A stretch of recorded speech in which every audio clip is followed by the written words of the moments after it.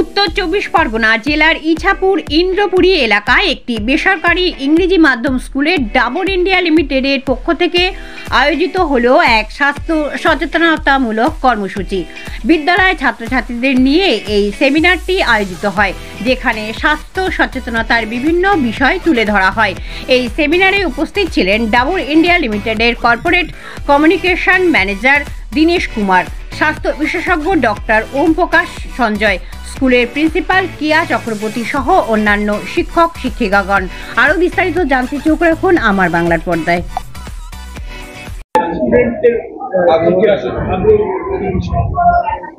না, ভালো আছে। ওরা ইমিউনিটি সম্বন্ধে প্রশ্নটা করেছে, ওদের প্রতি ইমিউনিটি প্রতি ওদের ভিতর থেকে একটা অ্যাওয়ারনেস এসছে, ভালো কথা। এই বয়স থেকে অ্যাওয়ারনেস থাকলে আগামী দিনগুলো ওরা আরও বেশি ভাবে নিজে ইমিউনিটিটা আপনার নিজে ইমিউন সিস্টেমকে সমৃদ্ধ করতে পারবে। It's a good thing. I think একটা প্রয়াস আছে যেটা রাইট ডিরেকশনে আছে।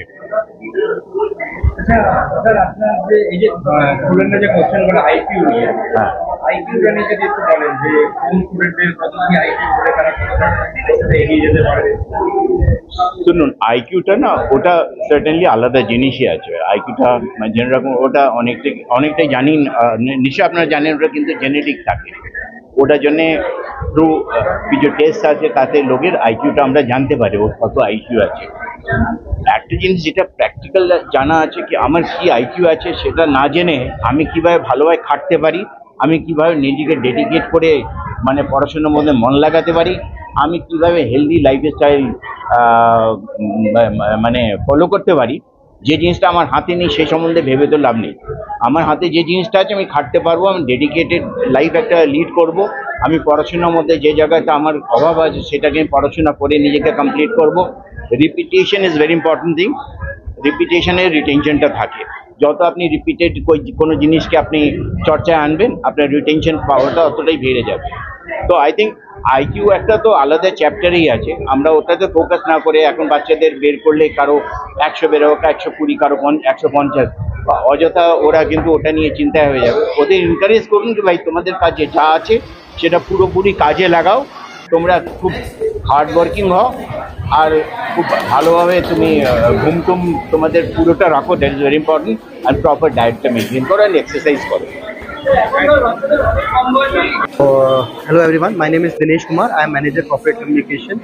आज हम यहाँ पे ईस्ट पॉइंट स्कूल में आए हैं कलकत्ता में, और हमने कलकत्ता में एक कैंपेन लॉन्च किया है, Dabur chyawanprash science in action campaign, जिसके अंतर्गत हम लोग जागरूक कर रहे हैं लोगों को आयुर्वेद के बारे में। जैसे कि आप जानते हैं हम लोग च्यवनप्राश का कैंपेन कर रहे हैं, तो च्यवनप्राश जो बच्चे खाते हैं या बड़े बुजुर्ग खाते हैं उनको उसके बारे में जागरूक करना हमारा वो बनता है। और हम लोग जाके बच्चों को बता रहे हैं कि कोई भी आयुर्वेद चीज़ खा रहे हो या च्यवनप्राश खा रहे हो, आप उसके अंदर है क्या, जैसे आंवला है या आयुर्वेदिक जड़ी बूटियाँ हैं, उससे क्या फ़ायदा होगा, उससे क्या हेल्प मिलता है बॉडी में, तो ये चीज़ बता रहे हैं। और एक डॉक्टर द्वारा हम ये कैंपेन कर रहे हैं और बच्चों को बता रहे हैं कि क्या खाना चाहिए, बदलते मौसम में क्या करना चाहिए जिससे वो स्वस्थ रहे। और ये कैंपेन हम लोग 22 शहरों में कर रहे हैं, 15 राज्यों में कर रहे हैं, जिसके अंतर्गत हम लोग 10 से 20 हज़ार बच्चों तक ये पहुंचा रहे हैं मैसेज, और बच्चों को च्यवनप्राश डिस्ट्रीब्यूट कर रहे हैं। So basically this is part of our CSR, and we are providing kids with immunity details to what they should eat, what they should do in the changing weather, so that their immunity will be safe. Awareness program or the marketing strategy? No, this is a CSR initiative.